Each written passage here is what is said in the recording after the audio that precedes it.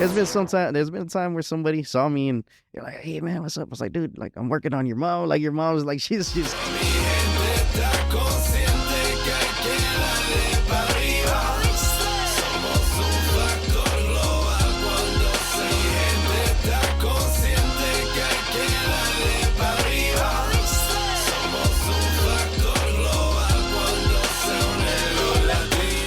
Welcome you and all to another episode of the Global Latin Factor podcast. I'm your host, Crispyola. Thank you very much for being here for another episode. There's so many options. However, you chose us and we appreciate it. Make sure you go and subscribe to stay up to date with everything we're doing, all the podcasts we are celebrating. As of the recording of this episode, 2 years, 104 episodes.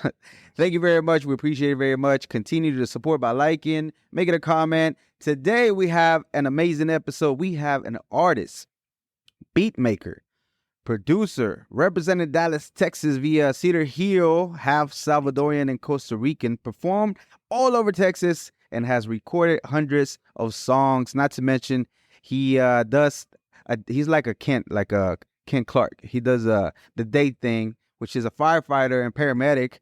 Crispyola in the house. What's up, man? It's your boy Crispyola, man, coming straight out that Triple D. Hey, appreciate you having me out here. Not only that, hey, congratulations on y'all 2 years. Actually, today marks 2 years since my very first show I did in Dallas. I remember it was GT Garzon Cinco de Mayo. So, yep. That was at Slay House, right? Yeah. No, this one was at Club Dada. And it was... Yeah, it was with the Accomplice, exactly. Yeah. Yep. So, shout out We Lit Wednesday. They always held it down for me too, so. Awesome. Yep. Real quickly before we get started, we'd like to do a segment that I like to call, you're already familiar with it, Preguntas al Chile. Yep.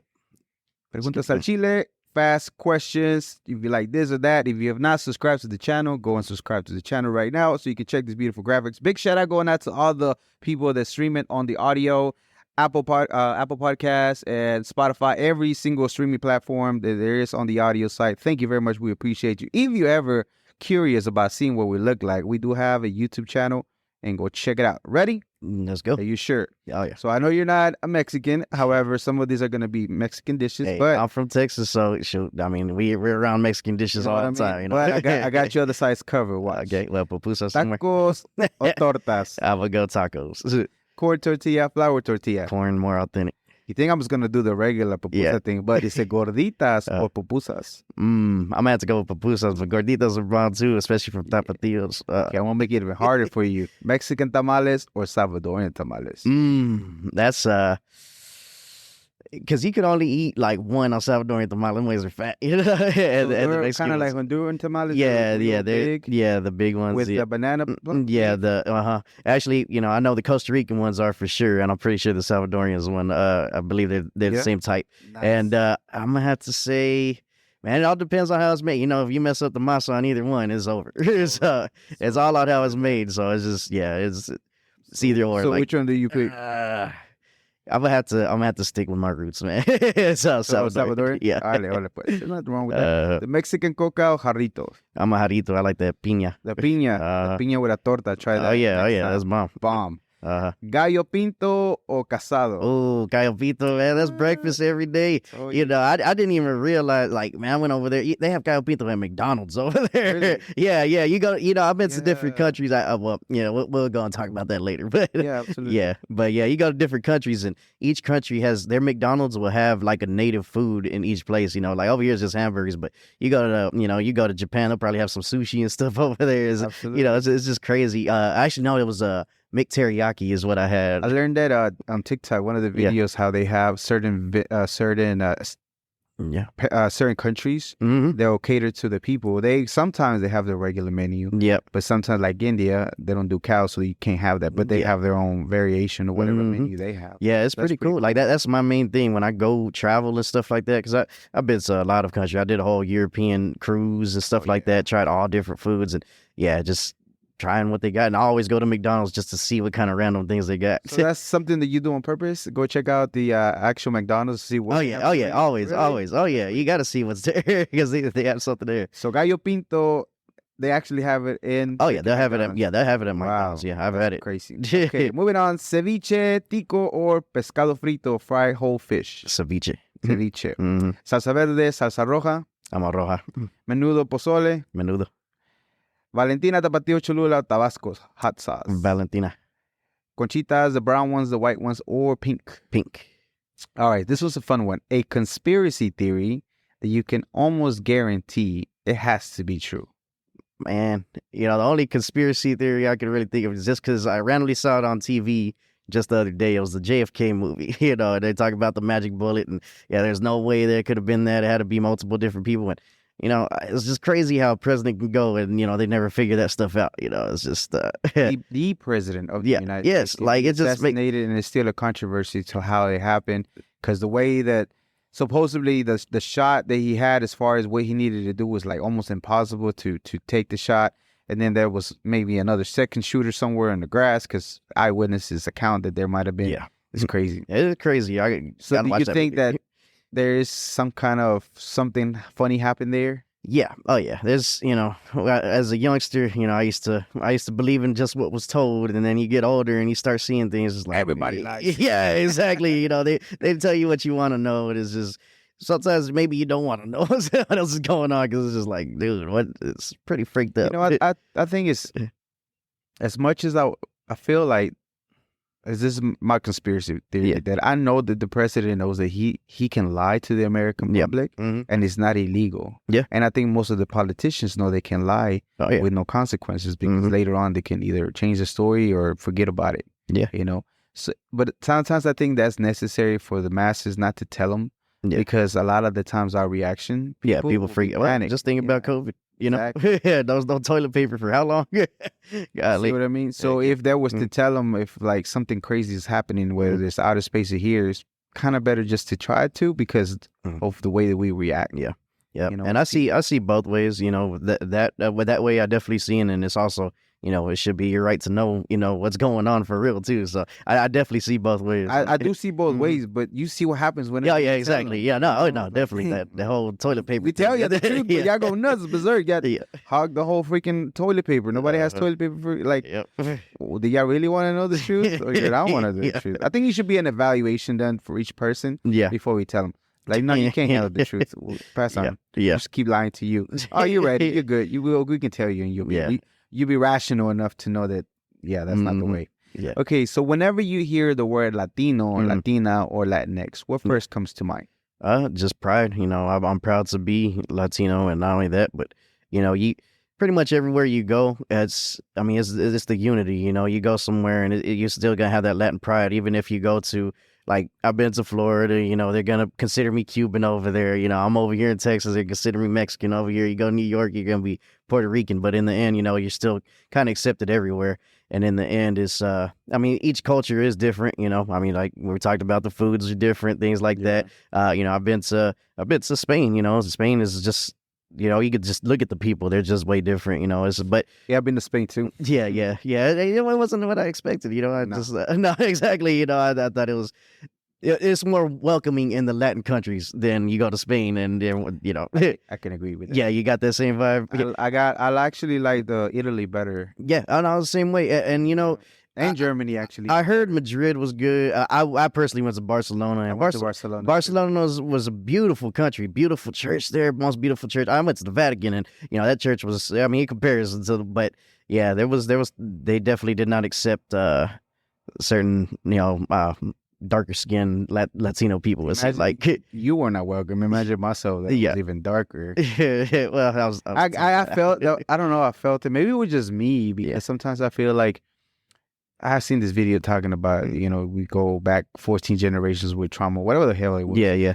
But it's like sometimes whenever I think about the Spaniards coming in and taking our native people's gold, it makes me feel not pissed off. Yeah. But like, a little bit. You know where that comes from, right? So being over there and be like, yeah, I was expecting a little bit different. I mean, like I said, the food was different too. Their servings were like that. I'm used to American food.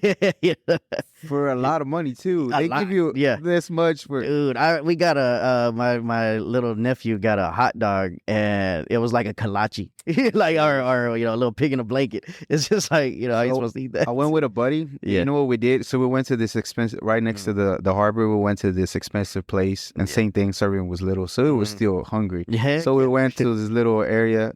and we got a bunch of ham, ham, cheese, and the bread, and they just give it to you, really. And we order that, and we just ate that. Just trying to fill up. Heck yeah. Because we're accustomed to bigger portions. Yeah, I know, but man, you see the difference. Everybody's skinny over there, and you come over here, it's like, yeah, it's home sweet home. That is true.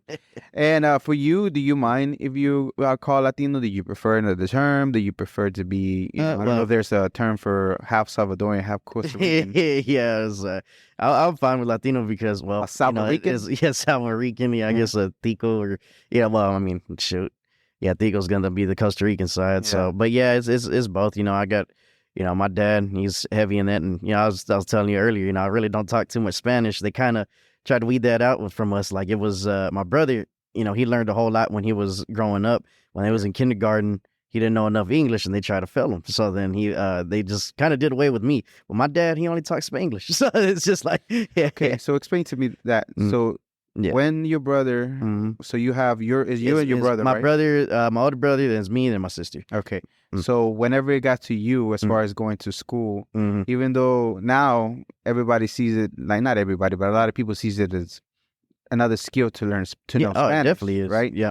So whenever they're starting to pushing you and going to school, they realize that it was against you to know Spanish, and it'll be better for you to just know English. At that time, yes, because like I said, they were gonna fail him for that, and then number two was they even tried to send me to ESL, and I didn't even know Spanish. I was like, it's just they kind of just see things like that at that time, and now it's great to know Spanish. Like I definitely, I still try to learn. I've done the Duolingo stuff, but that's just I'm so busy. There's no excuse. I need to sit there and do it. Not only that, like I said, my dad don't talk English or Spanish. He talks Spanglish. He's talking to his mom on the phone. And only talks Spanish. Is just straight up. He's throwing English words at her. To me, he's throwing Spanish. I can understand if you throw English word in there. Every once in a while, do some good hand motions. Yeah.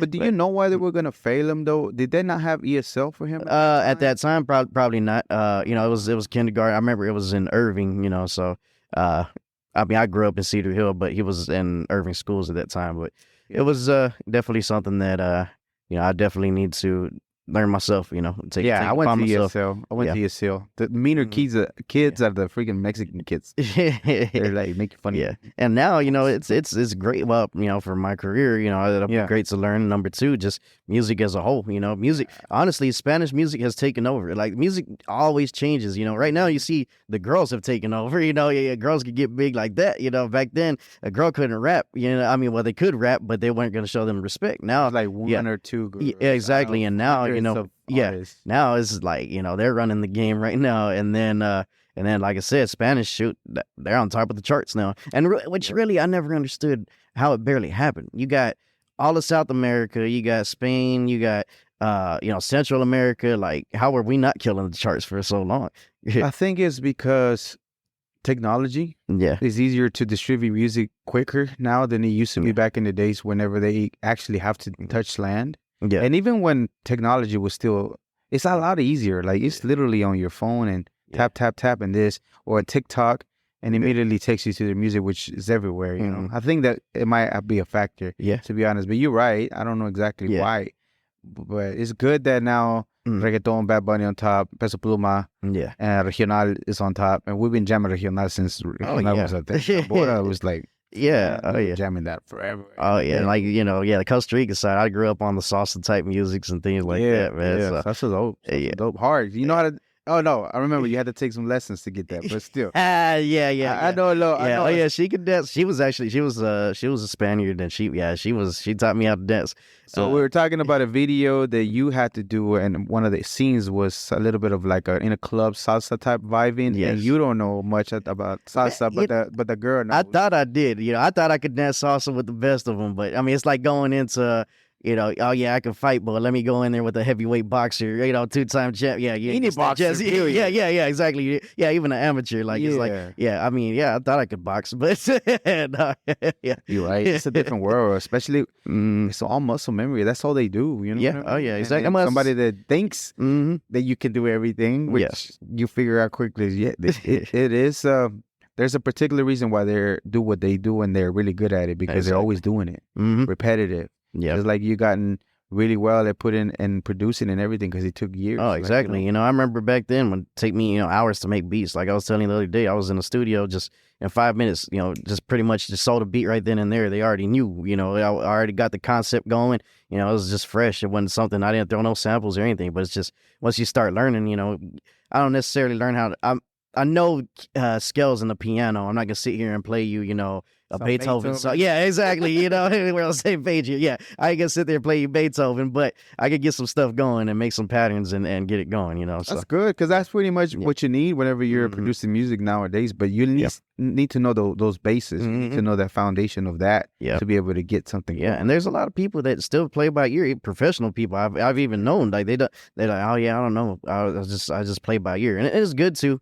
But when you start learning the skills, it's kind of more of a formula. Like I just got a guitar, just trying to learn that, and I'm just trying to translate, just like trying to learn how to translate English to Spanish. I'm just trying to do the same way, and I'm getting the hang of it a little bit. I'm just. Is it a regular acoustic guitar? So I tried acoustic before in the past, and it was a lot harder for me to do. When I got the electric, it was like, oh man, I could strum on this a lot easier. Just the way you hit the notes, it was you could get that sound a lot easier. But it sounds so good whenever you get a couple of good little. Just you need a little bit of sprinkling in there with it. Exactly. It sounds so freaking good. Yeah, and I'm gonna get to the point. If I can learn this, then I can learn the acoustic. Like I just need to learn the basics, make it easier. To me, the acoustic was either the guitar I had was hard to press on the notes, or it was probably it could have just been me. I tried it, but my fingers were too chubby and I couldn't get. Yeah, the electric, man, I think you'd be all right. Yeah. Like if you tried it, because I was the same way. When I did the acoustic, I was like, man, I'm never gonna get this, and I sold it. I bought it, but I took it but as soon as I got the electric, man, it was game time. Like I was like, okay, let me go ahead and put this. I didn't realize, because I bought so many instruments and VSTs and stuff like that. Like I have so many effects that I haven't even used, and there's this thing called Guitar Rig I got from Contact. I just plugged in my guitar into there, and make any kind of sound and stuff like that. So yeah, it's pretty cool. That's badass that you can do that. That way, just. Your imagination is the limit. Wherever you want to take it, you can. Okay, so you don't mind if people call you Latino. You're okay with the term being. It's not offensive to you. No, not at all. No, I mean, it is. I wonder what is a half Salvadorian, half Costa Rican. I'm curious for me. Yeah. Oh, you think it would be Carlos? I'll tell you it would be a Salvadorican, but there's Puerto Ricans. Yeah. The Costa, Saba Costa. Maybe Papusa Pinto. No. I don't think so. Don't get nobody offended. Okay, so your dad is Salvadorian. Yes. Right? And did he ever tell you about his journey over here? How did he get to the state? Can you share a little bit of how his journey was to get over here? Well, definitely, he crossed, and when he did, the first time he got lost. Where did they leave? Where did he leave Salvador? I can't remember exactly like what part it was, but I do remember him telling me that he, when he got there, he had gotten lost, and then from there, he ended up getting found. Went to the jail for a little bit until he got released out, and then he came back again, and then from there, he met my mom, and my mom was already a citizen over here, and from there it was. So everybody got their citizenship and everything. Okay, so he never shared exactly why he decided to leave. I know. Oh well, it's just the opportunities. It's the American dream. And that's one thing. Like things are stressful here sometimes and things like that. But other countries they're a lot poorer. And the American dollar goes a long way from. There's some countries I've been to where I thought, I was like, dang, it seems like the American dollar ain't doing nothing over here. Like as we going to Europe, Europe. I was like, but then there's some where, I went to the Dominican, and it's just like, I was like, they get paid how much? Like, it's just by the cents. And you've been to the same places I've been. Dominican Republic, Europe, over there. Yeah, Germany. Yeah, Japan was probably my favorite. I didn't go to Japan yet, but it's on my bucket list. Japan, Miami, Costa Rica was beautiful, beautiful. But yeah, I've been to a lot. Like everything that was on my bucket list, I hit. Only thing I need to take that cruise to Mexico. I want to go and see the pyramids. Yeah, for sure. Yeah, definitely, most definitely. What about your mom? So she had already been here. So she was also originally from Costa Rica, right? Yes. But how did she make it over here? Just my grandma. She moved over here. They decided to move over here. And same thing. Yeah, same thing. The American dream. And yeah, like you said, sometimes this American dream doesn't seem like it, but then other times, it goes both ways. It's a beautiful country. There is a few crazy things that happen, but to be honest, of everything, if you ever travel and seen different places in the world, you'll realize. That's what I'm saying. There's a reason why people came over here because, where everybody knows Salvador is, this luckily they're on the farm, but when he goes back, I mean, it's cutthroat over there. Like, I mean, the buses have to pay the gangs, the things like, I mean, there's stuff like that. Is it still like that? Because I think the president was changing things. Yeah, around. he's changing things around, but it takes a lot to change, that, and not only that, but with it being such a small country, and the murders that happened there just nonstop. Like, it was just, I mean, you're talking about a country that's, I don't even think the size of Texas, and like one of the murder capitals of the world. Well, they're beautiful though. They have beautiful beaches there. Oh yeah, they really do. Bukele, if I'm not mistaken, he was making radical changes, and the big prison, the mega prison, was already built. It had already pretty much gathered all the gang members that were there, and they were pretty much it was becoming more secure. Yeah, they accepted crypto and things like that, and they were trying to attract the surfers. Because the beaches are beautiful. Oh yeah, they say those are the best waves over there. And my family, I guess a family in New York, they just bought some property over there by those beaches and stuff like that. So yeah, I mean, it's just, but anywhere you go, I mean, you can talk about some places in the U.S. like that too. It's and of course the news is gonna sit there and throw. I never seen it, but I hear crazy things about Chicago. Exactly. And I mean, like, I know the news try to they try to talk crap on New York, but I was just in New York the other day. Oh man, and it was fun. Honestly and truly, like, so I expected, New York to be. Nah, that was awesome. Like, that was one of my favorite trips, man. Did you go to the World Trade Center? Yep. Man, that was beautiful. How do you feel? You feel it? I felt. You felt it. I felt it too. Yeah, it was just. If you've never been to the World Trade Center, there's this. I can't even describe what it is, but there's a sense of this weird energy that you can feel.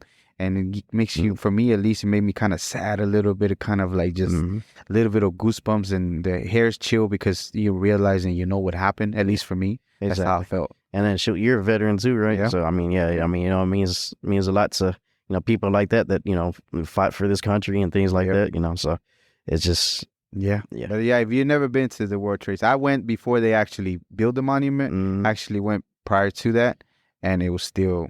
It was chill. Yeah. It was chilly. Okay, so you were actually raised, you talked about it earlier, raised in Cedar Hill, yes, Texas. Yeah. So, tell me about that. How was that? Is that where you were you born there or you were born in Dallas? So I was born in Irving. Was there till 4. Went from kindergarten all the way to 12th grade. I went to Cedar Hill. I grew up. Shoot, I played with a lot of, like, if you know anything about Cedar Hill, they got sports like I played against NFL players, things like that. I wasn't good, but football. Football. I played. I wasn't too good, but hey, I played. Hey, at least you got to play some football. You know what I mean? That, but yeah, I did every day. That was my life. At first I did that and made music, and that's that. I always sold my mixtapes to school. That's how I started. I was just sitting there. Just one day, my brother he was rapping, showed me his songs. Let's go back. Let's go start off on that because so you were raising and you did the regular thing, but then in high school, at about 14 years old, where you began diving into music, and you started was G-Force Stars. Yeah, it was G-Force Wolfpack is what it was called. G-Force Wolfpack. Yeah. Well, Wolfpack ended up being like the branch because it was me, my brother, my cousin. That was G-Force, and then Wolfpack ended up being the homies that came in through. My homie Matt B. Phantom, For Real. There was a few others, but and what was your name at that time? I was always Crispy. At that time, you're still Crispy. Yeah, Crispy. It was always Crispy, but then I changed it to Crispyola just because there's a lot of Crispies out there. Yeah, so we'll touch back on that name here in a second. So at that time, where did the idea of y'all getting into music? Was your brother the first one that started rapping? Yeah, so he did, like his homeboy did. So he just one day he just went in the studio and just did it. And was it a homemade studio that y'all go to? Was it your own house or somebody's house? It was somebody else's house at that time. Then from there, I made a few songs and then just. So you were doing mixtapes at that time? Yeah, we're just taking. Do you remember your first song you recorded? Yes, it was actually called. I think what was it called? Was it called? There was Cedar Hill. What you call it? I can't remember what the first song was called. I'm gonna have to go ahead. Do you check remember the name? Yeah, I remember the name. What was the name of the first CD we had? Fear No Fear mixtape. That's what it was called. Yeah, it was Fear No Fear mixtape. Yeah, we had a lot of beats from just like how everybody does. You freestyle to some beats. You remember the beat that you first freestyled on there? It was Lil Webby's G the G shit song. Yeah, that was. And how did it feel to put the headphones on and just start? It was. I knew it was what it was, and then they did too. They're like, man, he's got it. So from there, just kept making music nonstop, and So from then on, you used to, I used to record. No, it was no mastering, just the recording part. Or within the homies, you were able to do the mix. No, I mean our stuff was you can't even like listen to it now. Like it's just you can hear all the clicks, the pops, all that stuff. But you know what? They're still sold in school. I mean it's just like when you listen to. Like I grew up listening to the DSR, when you listen to their old mixtapes, you could hear I mean, it wasn't quality, but it didn't matter, you felt the music, and this and that. I mean, it was still really good, classic music and stuff. And that's the same thing. Like at that time, I was selling those mixtapes. I listen to it now. I'm like, oh man, I gotta master, Actually, I went back to it. I got a project that I'm dropping where, remaking, not necessarily remaking, but you know how like you can listen to DJ Screw music and then they put it in a hook and stuff like that. It gives it that old sound. Yeah. We've been doing the same thing, putting that some hooks and then just basically like revitalizing these old songs because I've been making music forever and these songs have been, they were only heard by, me handing them out and stuff like that back in the day, selling mixtapes. Now it's, everything's digital. So it's like, all right, let's try to give it to the world and, see what they see, So was there a particular one that stands out for you as far as like one of those hooks or something that you can still would like, man, that was a really good hook to yeah. On a So there's a whole lot. Like we actually got I actually got a mixtape coming. That's actually what I'm working on right now. There's a song we got called 215s. That was just a card type song, Raised Out the Gutter. I was just talking about being from the streets and stuff like that. We got was it Time Ain't On My Side, and that one. That's reality, especially right now. You see, life's short. Do you have all those? Do you have a copy of a pitch file for those mixtapes? Yeah, Every single one. Yeah, I got. That's one thing. I'm glad I got everything. I got the old mixtape. I got the old covers to them. I always try to at least keep one. Even though I sold them. But with every mixtape I sold back in the day, every time I used that money back into my music. I bought a little crappy microphone that, you held by your hand like this and it was like a stick, from there, bought a better one, and then. So you kept reinvesting on your stuff because I heard in a few interviews that you used to do that. So the money that you got for the mix, that you just kept investing on getting better equipment and bettering your craft and the sound itself. Yeah. Where did that drive come to do that instead of blowing it on something nice, buying something personally for you? Yeah, it was just the drive. Like, it's just like, to me, I still to this day, I do the same thing. Like, it's like my music money is my music money. It's just, that's my passion. So it's just like, if I could sit there and fund it any way I can, I will. And I must go ahead and grind and do what I got to do. So that's dope. Mm-hmm. And, so the first mixtape, do you remember where was it in school? Do you remember the first time that you were going to approach somebody with your mixtape? What did that feel like? It was, I'm confident, it's just it's the same thing as now, it's just like,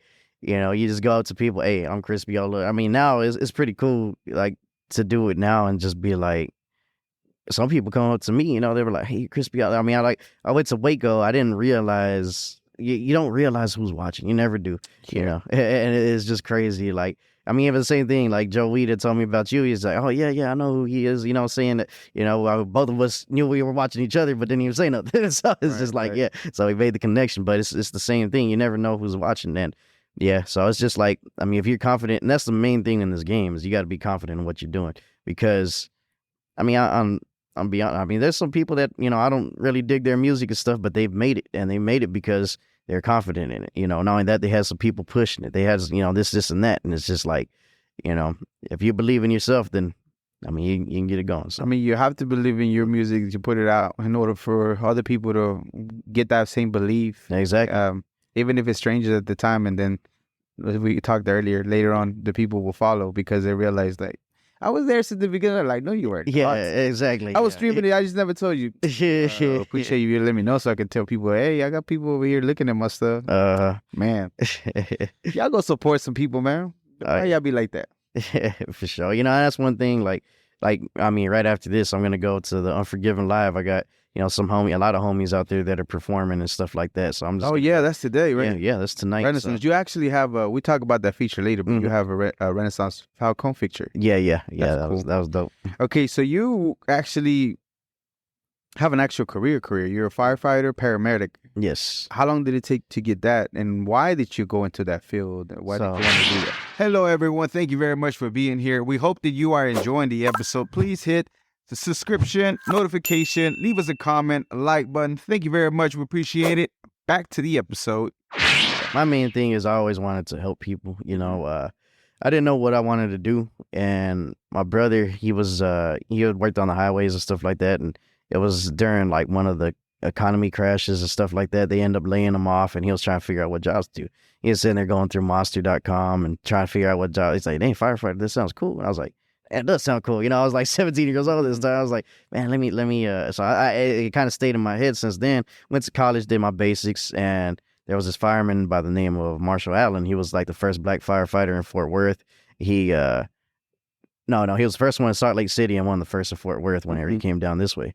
And he just had a real inspiring story. He ended up being paralyzed from the neck down, and he was just spoke to us, told us his story. And after I went up to him, I was like, I always thought about being a fireman, and he kind of directed me into the right way. Told me who I need to meet, who I need to talk to. From there, I went to EMT school, fire academy, and paramedic school, and EMT school was not easy. Not for me. I had no knowledge of any kind of medical stuff, so that was a whole new field. And if you don't know, most people here south of Fort Worth and Arlington, most places you have to be a paramedic as well, and you're running the in order for them to hire you for any of their houses. I don't know. Yeah, well, so there's some places you can still be an EMT, but most places run their ambulance and the engine. So like where I'm at, we run 2 on the ambulance, 2 on the engine, and then if we get a fire call, the 2 on the ambulance jump on the engine for the fire. So, but you're dual certified. You're also a fireman. Fireman. That's the fun part. It's easy. It's quick. It's not like you didn't have to study in the books super hard to sit there like compared to EMT and paramedic. That was. It didn't discourage you or scare you or kind of sort of like, even though you wanted to do it, it sounded like cool to see the man that he was on a wheelchair and paralyzed. That like some kind of fear that something could happen. It's more.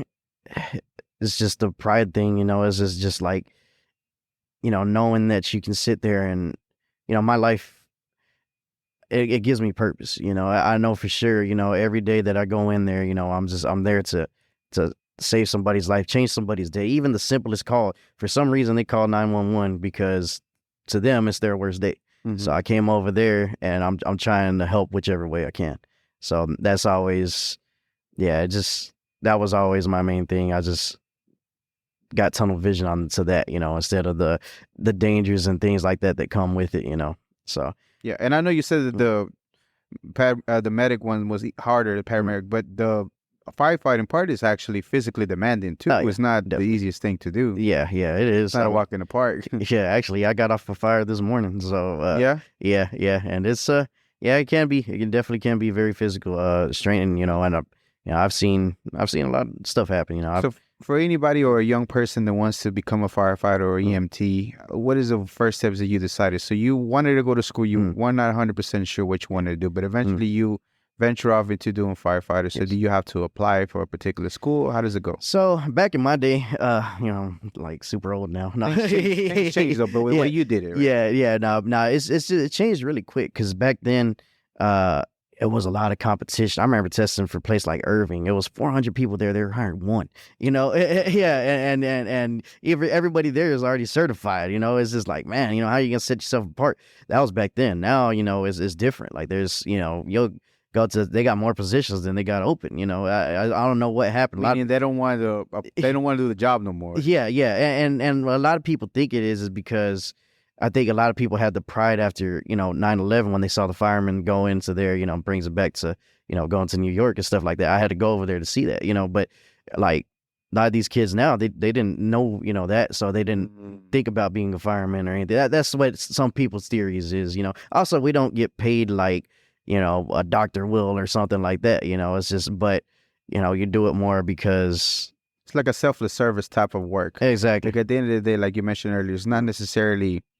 The pay is the satisfaction for you to be able to help somebody, which is that for some people monetary doesn't even come too close to the feeling of accomplishment and that you were able to help somebody. Exactly. Some people will never understand it. But selfless service is a big thing for some people. Exactly. I mean, I've literally, I've gotten life-saving achievement awards. I've gotten, paramedic of the year for my city, this and that, and it's those achievements that, I never even tell anybody about or anything. I mean, it's just it means the world. And it's just like, yeah, I mean, it's about a lot more than the money, and yeah, so. So there is a firefighter school, an EMT school that you have to go to graduate? Yes, and they give you a certificate or an actual diploma? Or so I personally got my associates because I did my basics 1st, so all I had to do was take like 1 or 2 more classes, and then I got my associates. But I think nowadays to get your paramedic, you have to have your associate. I'm not sure. They change things, but yeah, all the time. Yeah, so EMT school, when I did it, it was a summer long. It was tough. It was very fast. Paramedic was just adding on top of what you already knew, and then fire was, I mean, it's just, yeah, it's fire. Like, is it academy, right? Yeah, it was. And how long did you do that? It was. I did mine it was a semester long, but it all depends. Every place is different. Dallas, they send their people through all that. Me, I sent myself through all that. Some places you get hired on and they'll send you through it. So it all just depends. So total maybe about 2 years or so? Yeah, about 2 years, a year and a half is what associates, and then 2 years of whatever schooling you're gonna do in addition to. I pretty much got it was in 2 when I got my associates, it took me 2 years because my basics was about that half a year, and then the other half was the other schools. I appreciate you sharing. I know that we're here to talk about the artistry part, but I thought it was pretty interesting to know that in addition, because during that time that you were doing, let's say, your adult career, you were still focusing on the music, right? Oh, yeah. You were still, focusing on the craft and improving your studio and continue to record during that time, right? Yeah. So, like, I mean, I've been making music since I was 14. I never stopped. So, that's always been, my heart's in both of them. That's the thing. I love both equally. I can never choose, one or the. I mean, it's both for me, and that's the thing. So our career, we work 24 hours to get 48 hours off. Every single hour I'm off, that's all I'm doing. I sat there, I make music nonstop. I barely started getting to where I started releasing music 2 years ago, and onto digitally and stuff like that, because I didn't want it to interfere with each other. And well, when my fire department found out I made music, they actually didn't care. That's what the main thing. I was like, man, I should have. Was there a fear that was the main thing. There was a fear that I was just like, man, I hope I don't lose my job because of my music. But in the end, if people who listen to my music, I don't even cuss in my raps, and I try to just speak real life things. I mean, of course, in the end, there's music for everything. You got to have your club music, you got to have your real music, you got to have your sad music, you got to have your happy music, this type, that type, because it's all a vibe on what you're feeling at the time. You can't sit here and go to the club and think you're gonna, listen to, a sad song. It's gonna change the whole vibe. So in my music, I just try to put my mood and my vibe into it, but in the end, I can still do it, without, having to sit there and cuss and do all that. Was there a particular politics or something in place that you kind of sort of read that made you want to think that if they found out you did music, that something was going to happen to you? Or you just thought? No, I know it's a very professional career. There's some things that I've seen people get fired for where it's like, man, they're just, you're also a person, you got to realize that these are also people, you're not just, we are public servants, we gotta, but it's just, yeah, there's a reason why I wear these glasses and stuff like that, because I don't want, whenever I'm at my job, I don't want to be noticed as, oh, hey, you're Crispyola, it's just, nah, I'm the firefighter that's helping you today or whatever. And there's been a time where somebody saw me and they're like, hey man, what's up? I was like, dude, like, I'm working on your mom. Like, your mom's like, she's sick. Like, let me help her out. Like, yeah, let me do this first. Yeah, I'll give you a signature later. Nah, they were, but it's kind of crazy. Like I said, you never know who's watching. I was like, what? It was pretty crazy. I see what you're saying, but I think that being a firefighter, like, it's very stressful, right? Mm-hmm. Again, I'm not trying to change their policy. It's just talking, right? Mm-hmm. But I'm saying people are not wanting to do the job. And then it's professional, of course. You have to be, there's a lot of stress. But I'm pretty sure for you doing the craft of the music, it's kind of like not only an additional boost of life, but I'm pretty sure it helps you relax to do and be detached from all that stuff that you get to see. Exactly. That it's not like normal to see sometimes. And I don't, I'll sit there and I'll throw wordplay into songs that people won't know. Like the song "Pray." If you ever listen to that song "Pray" that I have, I'll tell you, a lot of the stories that I was on in that song, and that song meant a lot to me. And it's just like people listen to it and. They probably won't realize what I'm talking about, but yeah, if you sit there and really just take the time to listen to the words, because I'm real big on lyricism. I like to listen to music and know what they're talking about. To me, it's I mean, of course, like I said, you got club music, you got all different kinds, but I've always been one to sit there and like really listen to what people are saying. Okay, so how do you deal with all the things that you have to do every day? Because sometimes there's things that you like a bad accident, bad fire, and different things like that. Do they give you additional before we move on to the continuing with the music? Do they do anything for you as far as offering additional counseling, additional? They do, I bet. They do. They offer all that. Like me personally, it's just been doing it for. You do see a lot. I've seen things that I can sit here and tell you. Yeah, stuff. I know what you mean because I'm a veteran. Exactly. And I'm only bringing it up because I understand that certain things are not very common for a regular person to see, like, be okay. There's been a lot of people that quit because of it, or they do get PTSD and things like that. And it's a serious issue. But me personally, the way I see it, every time I do something or something really bad happens, I know I did my best, and not only that, but there's nothing that I did wrong, or I mean, there's always a call you could be like, oh man, I could have did this different or whatever, but you never made that mistake to sit there and somebody's life was taken because you didn't do that or something like that. I got you. So, but yeah, just as long as I know, I'm always careful watching, doing what I'm doing and making sure I train and get myself better every time, and even other calls, you got to learn from everything you're doing. So absolutely. But, oh yeah. But that's the thing, they do offer all that, but also my microphone's kind of my therapy. My therapist. So that's another thing that people got to see too. That's my music. That's why my music is my world. All right. So they find out your chief found out that. I don't know if even the chief, you might be the chief, I don't know. But your chief found out that how did they find out that you're the music? Man, I think because I used to. I mean, music's my life, so I sat there and I used to work living a double life over here. Yeah, so I would sit there, I would be freestyling in the ambulance and stuff like that when I was working at a private ambulance company. Yeah, everybody knows everybody. I mean, you don't even notice it in the music game. You know this person, well, this person knows this, but everybody knows everybody. And that's the same thing. Like, this paramedic told this firefighter, or this one heard me on this song and told, and it's just like. Yeah, everybody works part-time jobs. So like one of my captains had worked what was it? It was a part-time job somewhere with one that I went to paramedic school with. He's like, oh yeah, he's a rapper. He goes by. And it was like Crispyola. I was like, Crispyola. Yeah. Well, I think. Well, he knew, but when my captain heard, he's like, because I go into work one day, he's like, does the word Crispyola mean anything to you? I was like, what? I was like, who told you, man? Like, no, Crispyola, baby. Yeah, not Crispyola. Yeah. And so then from there, shoot, man. They got some more than girls at a fire station. And so it's just, I mean, it's a family, that's one thing. You're there, 24 hours a day with everybody, and, you work other shifts, and, but everybody talks, so the second they heard that, it's just, it's spread. And it was just so after that, it was a relief that they found out and you were able to move freely to record the music, because you already don't do cussing words and things like that. Because I feel you on that part, right? Because I released a song.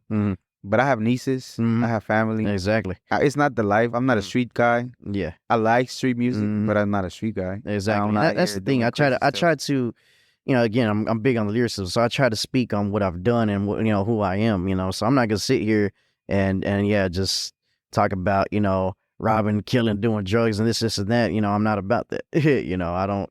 So, it's difficult to be a firefighter medic and do that, because I'm pretty sure they test you heavily too, not to mention. Oh, yeah, exactly. Not only that, but just doing this job, or even, things in the past that I've seen with, family members and friends, it's just, drugs ain't for me. It's just like, that right there is just, I've seen it just completely change people, and I've seen people off of it, their whole life just completely changes. So it's just, I don't even drink, so. I feel you in that too. Yeah. I quit too. I'm a quitter. Yeah. All right. So share the story about your logo. So your niece, you seen her sketching around and you thought that she had something going on. So you bought her an iPad and you told her to do your logo. So why specifically did you go with the wolf? I think it's because of the wolf pack. You're the only wolf left. Exactly. But was it important for you to support her by buying her the equipment to take that further? And why was it important for you to support her and for her to try to see if she can come up with the logo that you're wearing now? So to me, it was all about, well, first of all, show off the logo. Yeah, but to me it was about, she was young, she's obviously could draw, and it's just like I was just thinking of myself, it's like I had an art back then that, it was just, it would be cool if like my mom and dad, they did what they can. Mom was she was a special ed teacher aide, and dad was a pizza man. So, we made it how we can. We weren't rich or anything like that. So, but if I had, so the whole culture is about the American dream, going back to that, it was about building bigger for the next generation. So that's the same thing that I wanted to instill. They built bigger for me. So now, shoot, I got my career going, this is that. Well, let me help my niece, let's see, if this is what she's interested in, let me go ahead and give her all the tools she can have. And she did. She knocked this out the park. She did my Screw On from Texas logo. I saw a lot of those shirts. Man, she's extremely talented and everything. Like, she's their soccer team's like number 3 in the country. Same with my nephew. Like, they're just just awesome kids. But they have that support system. Of that's the same thing. I mean, if you know anything about soccer, like that stuff costs money. It's not. It's just not. It's not really a poor person's sport. That's why I think USA is not too good at. So, I mean, they're getting there, but it's just like you have to be rich to play. Yeah. But yeah, so that was my main thing, is I just wanted to give her the help that I wish I could have had, then too. Because imagine, if I wasn't recording on the stick, if I, stuff like that, or even piano lessons. Man, if she liked, she was interested in piano or something, I'm like, man, let's go buy you a piano, get some piano lessons. Actually, my other niece, she's probably about 7, 8 years old. She made a beat on GarageBand on her iPad, and I was like, "What?" So I was like, "Man, I need to sit there," and it was actually good. Like, wow. I'm not even. Man, it's better than some of my stuff that some of my homeboys made. Like, I'm just like, but it's just like, now I need to go buy her a piano so she can sit there and figure it out. Or actually just sitting there. But I didn't expect that. I didn't expect that I was gonna influence her that way. That's my other niece though. They're but sponges, bro. Yeah, exactly. They're sponges. They're just watching everything. And again, back to what you were talking about. That's why I try to keep my music in a positive manner, because if you start spreading that negativity, then they're gonna be like, oh man, this stuff's cool. Let me go ahead and do that negative stuff. And some people can see it like that, and some people can't. Like, I mean, I grew up listening to 3 6 Mafia. I wasn't going out robbing, killing people or nothing like that. But yeah, I wasn't. I was jamming. Yeah, I was jamming, exactly. But there's some people that actually like took that to heart. And they're like, it's just So I kind of want to do more of a positive influence. Of course, like I said, I still got my crunk song. I still got there's a time and place for everything. So awesome. And then why the wolf? Why did you want to go with the wolf? And what does it symbolizes to you? I mean, I remember you with the wolf pack, but now you're the only one doing still music. Yeah, exactly. So, and I'm kind of bringing them back with the like I said, when I brought that album that I'm trying to do with where I'm bringing all the old songs, I'm bringing all the old people too, because they they see what I'm doing, and they all support. They were there since day one, and no matter what, even though I'm the lone wolf, the Lobo that's still coming through, they've always been there too. So it still does mean a lot, and it's still, it's all love. So that's what's up. So the lone wolf, and then the part behind it is just the artsy stuff that she got down with. Yeah. I just let her create it, and we had a couple different designs we did, and I wanted something simple enough where you could just like draw it real quick, and then just not like a crazy type of logo that you won't be able to draw. Like, I'm something you could put on a watermark or whatever. But you've been that logo's been recognized in different places. Very memorable, because a lot of people say they recognize. They might not recognize your face, but they see it like, oh, that's you. Oh yeah, exactly. I'm telling you, man, these glasses do a lot. I've literally walked to people I've known and sat there and had my glasses off. Like, I mean, I'm known in the rap game. Like, and they don't know who I was. And then there's other people, my work, when they saw my first music video, they're like, why you letting that guy drive your car? Like, dude, that's me, stupid. Like, funny. To be fair, I didn't recognize you when you when I had the door. Like, is that the guy? Yeah, see, exactly. Hey, it works, man. I did not, man. Yeah, like when I used to watch Superman, I was like, dude, how do y'all not notice that Superman? Like, he's just wearing glasses, and well, it's real life. Like, people don't know. Yeah, yeah, that is true. That is so true, bro. It does that. Okay, so when you so tell me your name correctly, because I've seen it different ways. I've seen other people spell it a different ways. Yeah. It's Crispyola, or is it Crispyola, or which one is it? And which one of your tios used to be the one to call you Crispy? And why did he call you Crispy? Did he ever tell you why? Yeah. Okay. So your first name's Chris, or somewhere around those lines. Exactly. My first name is Chris. Middle name starts with a P.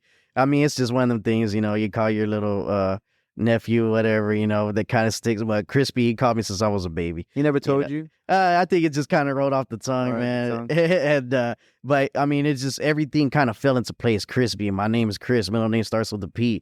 Not only that, I became a fireman. I burnt my ear once on a fire. Crispy. It's just like everything just kind of fell into place. And it's just for rap, it's just well, shit, I'm fresh. I'm crispy. This is that. So what was the other question that you had on that one? The actual name. Yeah. So which one? Oh yeah, Crispyola. Crispy. OLA. Like it's always together though. That's why it's a little confusing. Yeah. Well, no, it is together. It is together. But yeah, like usually people try to spread it crispy, then Yola. I'm like, no, that's not what it. I even had a song, called Crispyola. It says it's crispy. Don't forget the Ola. I didn't say Yola, but it's still Ola. Yola. I was listening to a song on my way over here. Yeah, they still put the Y on it. While some things like some blog sites were sitting there, re-promoting it and stuff like that, and it still said Crispy Yola, and I'm like, you forgot the whole point of the song. Crispy Yola. The same within that same song that we're doing that too. Yeah. Wow. Yeah. So it's Crispyola, and the reason is your first name, and you heard UGK song, one of the bars, one of the lines. Yola. Yeah, it was. I got the A1 Yola, and well, it wasn't even me. Well, I did hear it, but after that, my brother and my cousin, everybody were just. Again, something rolled off the tongue for them, Crispyola, yeah, and I was just like, I'll roll with it, When I saw the name, I was trying to figure out myself, and I was like, crispy, like fresh, and hola, hola, wave, in Mexico, like in Spanish, hola, so like Crispyola, like crispy, like a fresh wave, of music. So I was like, I'll tell you, it goes. I wonder if that's what he was. Yeah, that's what I meant the whole time. Yeah, that's what you meant, right? All right. That actually pretty dope. I might use that next. That's what I was thinking too. Whenever I was like, without even looking at the stuff that I had seen on the real, like that's I do like that, man. New wave, man. I just remember where you got it from. Yeah, exactly. Tell them you heard it first here. Where you heard it? Where do roll out the tongue? Yeah, like Global Latin Factor. For sure. That's dope, bro. So that's cool. That's what it is, and it's not nothing else, and that's where it came from. Okay, so you actually had a solo album, Out the Smoke. Was that your first ever 2 years ago? Your first ever project? So I dropped the EP when I first came. And that one was Bonafide. Yeah. And how many tracks was that? That was only 4 songs. It was basically the introduction to me. I was, again, I make music all day, every day, but people don't sit there and see it. Now I'm finally getting to the point where it's like, man, I make at least 3-4 beats a day. I might as well be posting them, so I'm kind of doing that where it's just every day I have new content because, every day I'm working on it. But either way, so that was kind of my reintroduction where I brought my music out. I wasn't scared no more about if I'm gonna lose my job if I do it. It's like let's go ahead and let's get it going. So the hesitation at 2 years ago about is that the fear that you might lose your job. That's the reason why you were not putting it out. Yeah, even I though you were consistently recording. Yeah, because I know you said in one of the interviews that you were trying to maybe get the funds correctly, or maybe just waiting for the right timing. There's also that because anybody knows this game. Especially I don't have a manager. I don't have nobody. It's me. Everything costs money. Yeah, everything costs money. Videos cost money. Exactly. And that's the thing. Like shoot. I built my own studio, so I don't have to buy. I don't have to buy beats. I don't have to buy production. I don't have to buy anybody to master. This is I got do all the graphics almost on this way. Yeah, I got the graphics going. I did all that. Honestly, like there's some things you're gonna learn in this game, and some things are third party that you should be doing. And this honestly shirts and stuff like that. That's.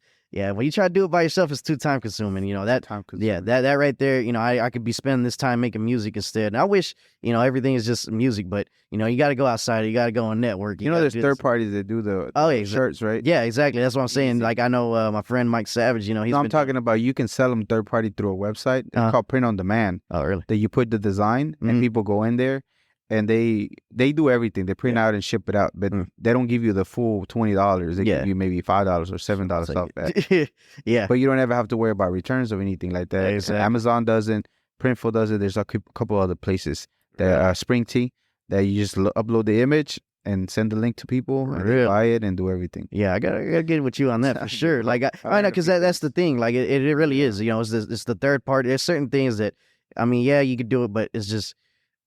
if you don't have the equipment, it's just not gonna happen. You know, same thing as doing the studio. Like, yeah, you know, I started off from, you know, having a little stick, you know, rapping into and stuff like that. You know, I started off with, you know, just, you know, Fruity Loops 5 Collider Pro, you know, 2, and like now, you know, I got all the industry standard stuff, Pro Tools, you know, I mean, the newest Fruity Loops and, you know, all the other stuff, but it's just everything costs, you know. So. Yeah, but it took you a minute, about 15 years for you to get to where the point where you have your functional studio that you're able to do everything. You still here and there outsource a beat or if you like, but for the most part, you can still create from scratch, nothing. And then you can master yourself, master yourself. Exactly. So you don't have to go out and do that because that's also costly. So that's dope. Yep, and it is, because then after that, then you got promo. You know, you can sit there. Yeah. I can sit there and release a song, but what does it matter if nobody sees it? You know, so then that's when it goes promo, and it's just. But you know, and sometimes you think, again, you think people ain't watching, but then you get a call from somewhere. It's like, yeah, that promo is working. You know. Yeah. What about the business part on the side, on the back end, as far as your royalties and all that stuff? That you so I personally do everything through DistroKid. So I do everything. I get 100% of the splits. I've learned, you know, that side of the business. Again, I got to keep learning different types of ways and different things. You know, I know it's just tough because people who don't know who you are, or people even that know who you are, they want to take advantage of you, you know, and I don't want anybody to do that. But at the same time, it's like, who do you trust in this game, you know? And that's the hard thing, because, okay, let me go sign with this guy. Well, what are you going to do for me? Oh, yeah, well, I'm going to take 30%, but, you know, what are you going to do to market my music? Oh, well, you know, you have to put money into this, and that. I was like, well, shoot. Why do I have to put money? Yeah, if I'm going with you, you're getting 30%. Yeah, if you get 30%, then you're going to put, you know, that much work in, you know? Yeah. Exactly. So that's the way I feel about that, you know? I mean, there's some things where you take your losses and you come in on the back end and stuff like that. But, you know, I'm getting there. You know, I've learned, you know, a lot of the... So you've been approached with some deals, and the deals didn't make no sense. There's been a few. Yeah, there's been a few. You know, there's been a few. They're like major labels, or just people that you might know within the circles. I mean, they've got some really big people with them. Like, I mean, they have platinum artists with that they signed onto there. But it's just like, I think I know what you're talking about, but I'm not gonna say it if you don't want to say it. Yeah, I'm not gonna say it. I know who it is. But there's a few, and the thing is just, yeah. Unless you got movement and stuff, and even then, I don't even know if they're gonna push your stuff unless you sit there and. But if you already got movement, exactly. Why you need them? Exactly. So it's just like, you know, are you gonna sit here and take me to the next level, or are you just gonna take my money? You know, and that's the way I see it. So I remember I told you earlier, if it's dope and if you go and take off, whether if it's a song or people mess with you, it doesn't matter. The music speaks, and whoever gatekeepers or whatever, they don't matter. They're out the way, because the dope music, the dope product you put out is the one that people want. Yeah. And anybody else, they're just going to be on the way. Hey, get out the way, because it's already gone. Yeah. It's not going to matter. Yeah, exactly. You know what I mean? Mm-hmm. So that's pretty cool. That's pretty cool that you get to do that part, and you'll be able to learn all the things, all your mechanical royalties and all the other stuff that you get, and there's more things that you always learn. It's always exactly. That's what I was fixing to say. That's the only thing is a learning curve, and that's why people sign to the other thing, because, and I understand, because at the same time they don't want to learn that stuff. Yeah, you know, all they want to do is make music, and that's all I want to do too. But in the end, I don't want to get screwed. Yeah, I know for you to learn and take those few minutes of learning on YouTube. Yeah, exactly. YouTube has the answers for everything. Yeah. I mean, shoot, if you want to learn how to do a podcast, YouTube. You want to learn how to produce. I learned completely how to. Nobody's taught me how to produce. Nobody taught me how to make beats. I got on YouTube, you know, or I played by ear originally, you know, and then once I got on YouTube, I started realizing I was playing by ear, but it actually hadn't basically a freaking, you know, formula to it. Like, it's like, man, well, these notes go with these. That's why you're picking this one, because it sounds good together. Well, they're both in C minor, you know. It's like, you know, and when you start seeing things like that, start understanding, it's just like, yeah, I mean, yeah, teaching yourself a lot, and not only that, but it means a lot more knowing that. And sometimes maybe you just want to know a little bit of that, just to know that you know a little bit. Like, for example, anything, distribution, anything, at least I know. Yeah. At least I know that I can do this by myself. Yeah. Or at least I know if there's any deals, like, what is going to be beneficial for me. Yeah, it's just like these shirts. Like I said, when I did it at first, I was like, okay, well, now I know, this got to be third party, because this is just, you know, you got to have somebody that has these machines. If not, then, you know, it's not worth the time that it is going, you know. Yeah, I have these shirts but I have them through Amazon. Yeah. And they print everything out. Send me a royalty. Really. I'm telling you, I'll send you the video, YouTube. Where I got them, and it's easy. And again, you don't have to worry about it. You got the link, and people can go get it, and you get a royalty, they call it. Yeah. And then you don't have to worry about returns or anything like that. And people can go grab themselves one. Yeah. You don't have to worry. The hand-to-hand combat, the how to pop the trunk thing is cool. Yeah. It's great. But to me, I just want to set it and forget it and let it do its thing. And I'll put the link, somebody go get a shirt, and I don't have to worry about returns. Don't have to worry about it. Like it just got nothing to do with me. And you could get that little collection to pop the trunk and this and that, but just enough to, you have an event and then you're like, okay. But that right there is perfect. Like, I got a lot of people that want the stuff, and I'm just like, man. I'll send you the links. I'll tell you where to go do it, and then you can go ahead and send them out so that way you can make your little something. Yeah. Okay, so 12 tracks you did on that particular album. After you Bonafide was out, 4 tracks you did Out the Smoke, which is a 12 track, which you got a little bit of mix of crunk beats, trap, rap, hip hop, and reggaeton. No, I didn't do no reggaeton. You know reggaeton on that one. So it was just crunk beats. So this one, my bad. Go ahead, tell me. So the Out the Smoke, that one, I just did. I actually used Young Smoke beats on that one because each project.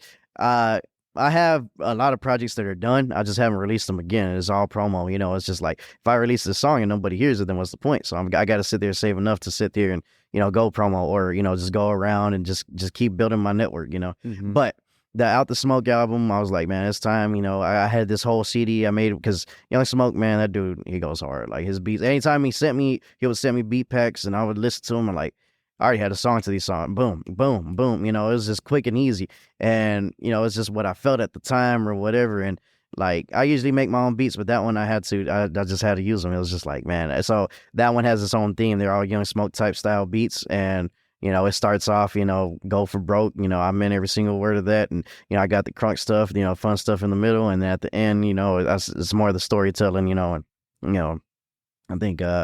I think I put Pray in the middle somewhere because I just love that song, but it could have been at the end, with all the storytelling stuff. But it's it's just bringing back albums, to help tell a whole story. But why did you want to use Young Smoke instead of doing your own beats? What was it about his sounds that one? It's just so it's kind of like turning the switch on and off. Like I could sit here and I could make beats for hours and stuff like that, and just in 10, there's been times I make 10, 15 beats in a day if it's a really good day, and I'm good stuff, but it's just like I'm in beat making mode at that time. It's just like at this time I'm not thinking about writing, and there's times where I'll be dreaming and I'm like, oh man, I got to make this type of beat because I got this type of song going, and I've done that a few times, but sometimes I just make them just to keep improving my craft. Well, if somebody sends me a beat or something, it's a whole different type of vibe. It's just like, man, I mean, I know I go hard too, but at the same time, I have my mind frame on how I made that beat instead. I was like,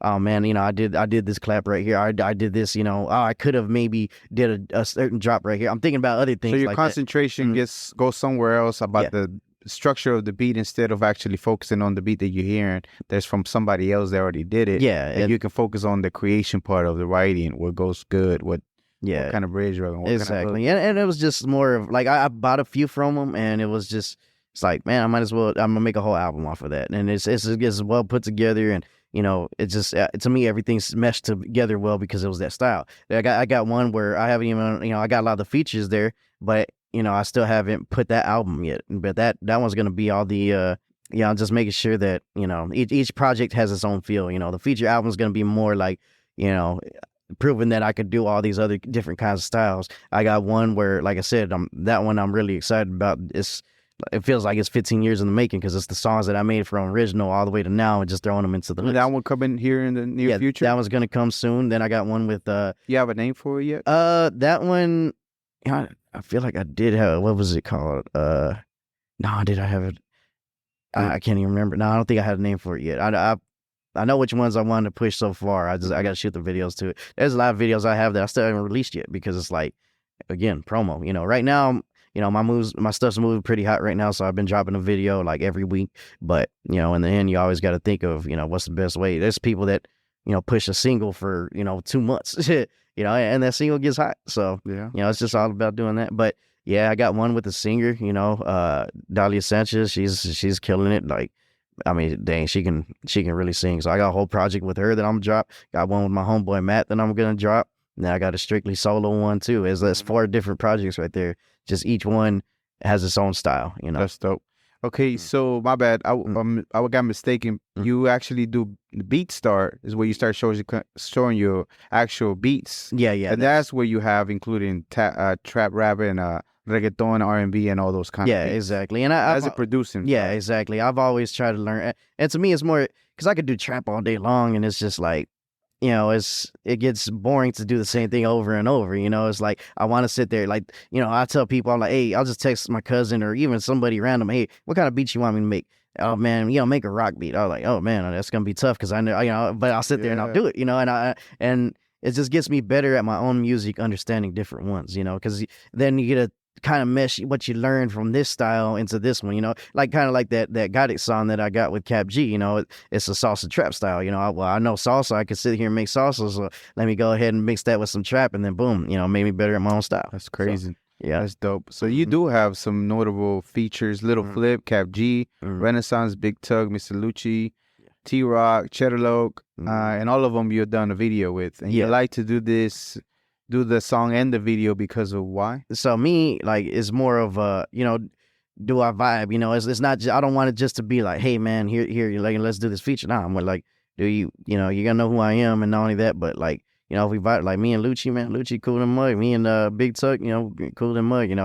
There's certain features I've done where it's like, okay, well, that was just what it was, but it's like me and Chedda, we were real cool. That K-Pack got that one going. There's certain ones where, like, most of the ones I chose were people I grew up listening to. I still remember, listening to Lil Flip CD at the same time of, I just had that one in rotation with Mr. Lucci, Mr. Pookie CD, and Get Your Mind Correct with Paul Walker Millionaire. I just remember listening that was a whole year, 2 years, just listening to those CDs nonstop, and I got songs with, Lucci and Lil Flip, Big Tuck. You're from Dallas, you grew up listening to Big Tuck, so you still to this day, outside the realest. Yeah, so then the other ones that happen is just kind of like, like K-Pack, you say, oh man, you'll be real good if you had a song with Chedda Loc, and it did, man. Honestly, that one did better than it did better than a lot of the other, platinum artist features. Real Texas vibe. He has a following. Oh yeah, he's got. I know, and Chedda goes hard. Chedda goes hard. He's got a podcast, chill podcast too. So shout out to him. He just became a father. Not that. Yeah, I saw that. I saw that on Snap. Yeah. Nah, me and him, we cool too. His he does a lot of stuff with K-Pack, and it's certain, like the Kap G one, Accomplice. He hit me up for that. I was actually at work sleeping. He's like, hey, I got Kap G in the studio. You want to do something? I was like, you got anything with the open verse? Luckily, I got thousands of songs, hundreds of songs I haven't released yet. I was like, I got this with the open verse, and it was that Got It song.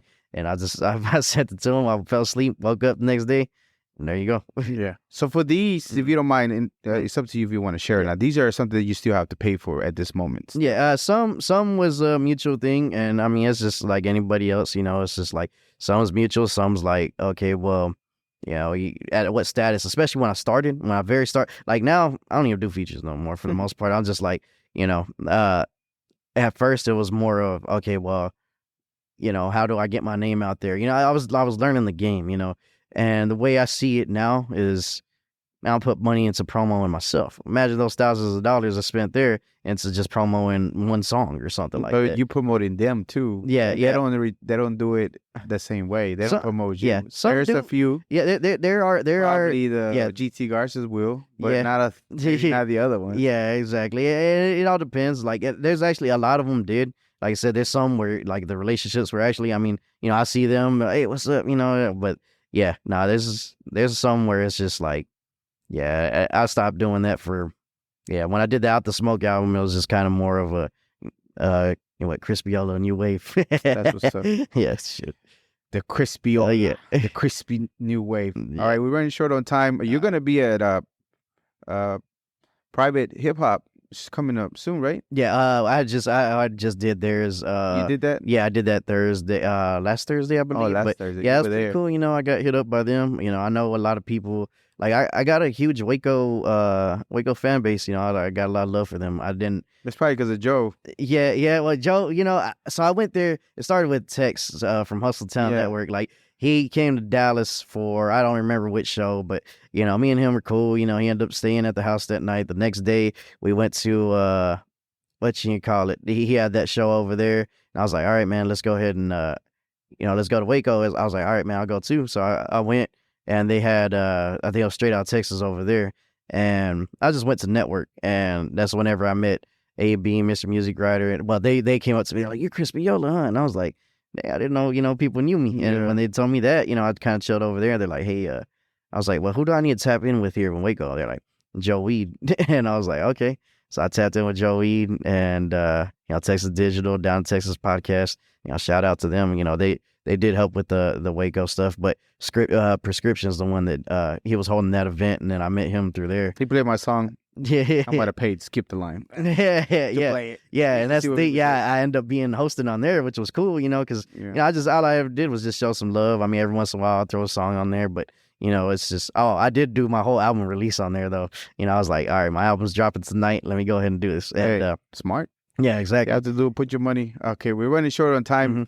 So you're pretty much on the putting out projects and networking and trying to be out there more now that you know that you're not going to get fired. Yeah. And continue to work on it, and that's dope. Yeah. Okay, so before we let you go, can you tell me all your social media and what other projects that you have coming out? All right. So everything is at Crispyola, Crispyola.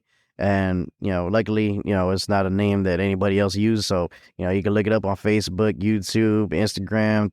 I don't do much Twitter, but I got Twitter.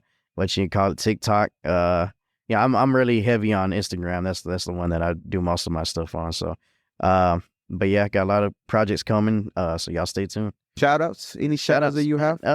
Shout out Joe Weed. He kind of, set this up, Texas Digital, Down Texas Podcast. We talked about script, shout out Infamous Tex, also Town Network. Shout out to y'all. Shout out, I see TDM on the back of your, got him right here. So shout out TDM, shout out We Lit Wednesdays, trying to lead, Accomplice, shoot. I mean, the list goes on and on. LGM has put me on. He helped do my album release party at Nubius. Shout out Nubius. They got an event tomorrow. Shout out, Renny's got the Unforgiven live today that I'm gonna go to after this. So this is gonna be released probably 3-4 weeks from now, but they give you a shout out. Yeah. So I got a lot of stuff. Made a lot of relationships in this when I go networking. Make a lot of real good friendships, and stuff like that. So. Just shout out to everybody if I forgot you. Oh, shout out DJ Emrod. He started this DJ Flair. All the DJs who spin my stuff, played in my clubs, played in my camp. So the homies. Well, I don't know Emrod. I've probably seen him, but I know for sure Flair. Yeah. Oh, and for sure DJ Kane. Kane. Yeah. Kane. All right. So the I know who they are. The what is an important lesson that you learn in the music business that you would tell your younger self? Yeah. That will help somebody else. Main thing is just go out there. Like don't sit here and I wasted time by not just releasing my stuff 2 years ago. Imagine if I sat there and released it for those past 14, 15 years, whatever. If I sat there every day and just you build a bigger fan base during that time, I could have did all that, and they didn't get to see the growth of my music as well, they didn't. So my thing is just go out there, believe in yourself and just put your music out there. I'm trying to do things strategically and, putting my money in this and that. But, I got a different route that I'm taking, but I still should have back then just released it. Just boom, boom, boom. You can now do the Russ method, like one every week or one every day or something like that until you release a full project. So, I mean, now you have the catalog for it so you can drop and have it and run out and you just continually to make more. So exactly. And that's the thing is that everything happens for a reason, So I don't know about all that, but I'm just saying there's a reason why the timing that you were waiting for now is what it seems to be the time. Yeah. And then now you're seeing the movement and the people interacting with it at this moment of time. Yeah. So, all right. So we usually, when I wake up or sometime during the day, I say a saying that I heard a long time ago: I'm not immortal, I am mortal, and I will die one day. And I know you mentioned earlier, life is short, but not to scare me, but to realize that life, we're not here forever, and I need to hurry up and do stuff and get the things done. With that, I wish you a long, prosperous life. However, at the end of your life, what do you want people to feel or think about your life? Yeah, well, I mean, again, that music to me is the legacy that I have. It's if you listen to those songs, I'm never gone. So you listen to that stuff, you listen to the real music I have. It tells my story, and I mean the whole my career too. You just know that I sat there and gave everything I had to help people and just hope that I could continue on. Again, the legacy that I even gave my niece and nephews, just sitting there and try to be really involved in their lives to help them, better themselves. And when I have my own kids, it's all just the legacy that I'm going to have to try to do a positive move, even make positive movements in music. Like I said, I'm not trying to do none of the negative stuff. There's too much negative and dividing into, rap as a culture, period. People are killing each other just because they want to look cool, and people do take things too far, nowadays people are, talking about pissing on people's graves and things like that. It's like, yeah. I don't know whether that became cool, but that stuff is awful. Like, let's get that stuff out. It's time to sit there and, bring some positivity back in. So, yeah.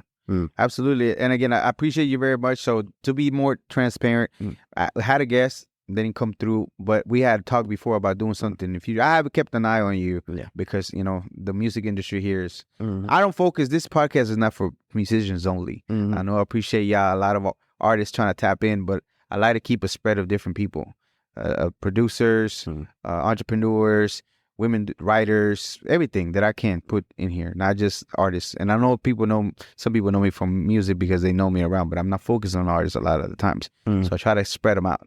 Yeah. But I have kept an eye and seen your name and people mention your name. So I have kept an eye out and we DM. And then whenever I was more than happy to, but just got to give me some time because I'm only recording it once a week. But I appreciate that you were available to do it.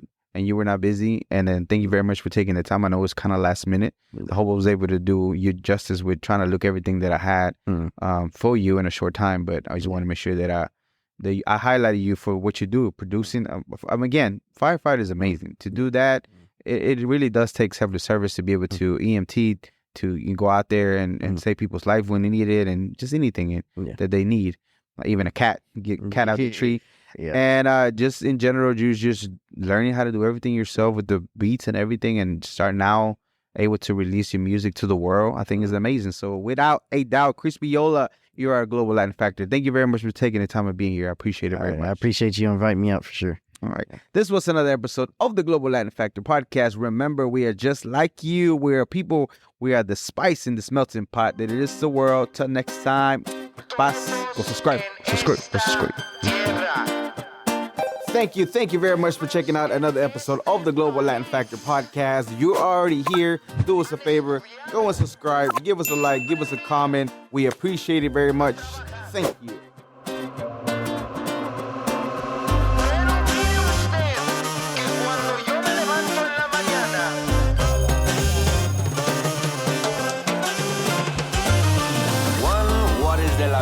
Walks like a pero but in fact is a flamingo. Coming to Havana and from Puerto Rico.